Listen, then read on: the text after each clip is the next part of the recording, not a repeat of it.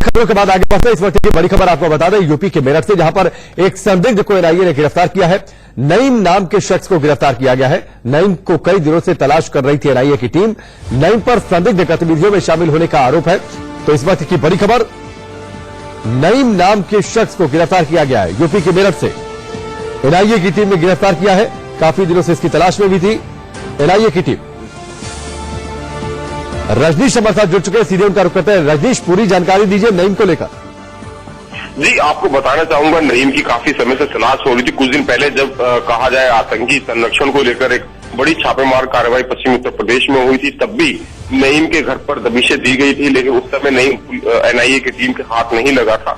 लेकिन लगातार कहा जाए तो एनआईए की टीम यहाँ पर मेरठ में अपना डेरा जमाए हुई थी और देर रात में आखिरकार उन्होंने नईम को गिरफ्तार किया है। हालांकि अभी ये खुलासा नहीं किया गया कि उसके पास से क्या कुछ बरामद हुआ है, लेकिन जिस तरीके से आरोप से और एनआईए की टीम उसके पीछे लगी हुई थी, माना जा रहा है कि कहीं ना कहीं वो जो आतंकी गतिविधियां हैं उसके अंदर संलिप्त था और हथियारों की सप्लाई वो यहाँ से आतंकियों के पास में करता था। इन तमाम आरोपों के तहत ही कहा जाए एनआईए की टीम यहाँ पर डेरा जमाई हुई थी और आखिरकार उन्होंने नईम को मेरठ के किठोर थाना क्षेत्र है वहां से गिरफ्तार किया है। जी बिल्कुल, और नए साल पर जिस बड़ी साजिश का खुलासा हुआ था रजनीश, उसी साजिश की जांच के सिलसिले में संभवतः इस नईम को गिरफ्तार किया गया है।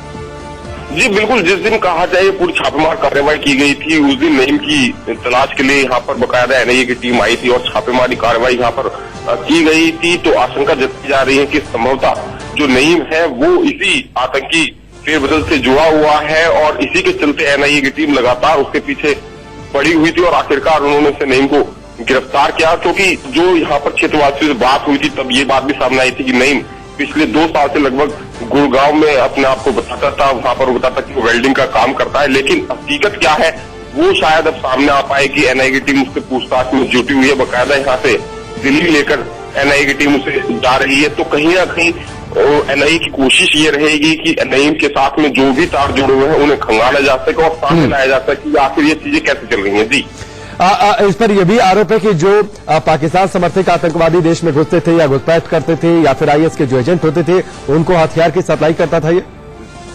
जी बिल्कुल, मैं आपको बताना चाहूंगा, जिस जगह की ये बात है, राधना मेरठ के किठौर थाना क्षेत्र का जो गांव है, उस पर पहले भी इस तरह की गतिविधियां सामने आती रही है कि वहां से बड़े पैमाने पर हथियार, अवैध हथियार जिन्हें कहा जाए, वो बनाए जाते हैं और उन्हें सप्लाई किया जाता है। तो इसी के तहत कहा जाए नईम पर एनआईए की खास नजर थी और फिलहाल नईम को एनआईए ने गिरफ्तार किया। तो जो आरोप है उसके अनुसार यही है कि जो नईम है वो इन अवैध हथियारों की खेप को आतंकी गतिविधियों में सप्लाई करता था, आतंकियों को सप्लाई करा करता था। हालांकि अभी कोई इसकी औपचारिक पुष्टि नहीं की गई है, लेकिन अगर बात करी जाए तो कहीं ना कहीं एनआईए के लिए बड़ी कामयाबी है, क्योंकि पश्चिमी उत्तर प्रदेश में अधिकतर देखने को मिला है कि यहाँ पर इसी तरह की आतंकी गतिविधियों को संलिप्त पाया गया है। यहाँ पर उन्हें शरणस्थली के रूप में दिया गया है। जी रजनीश, इसकी तो काफी लंबे समय से एनआईए को तलाश थी, इसको लेकर बाकायदा एक सर्कुलर भी जारी किया गया था।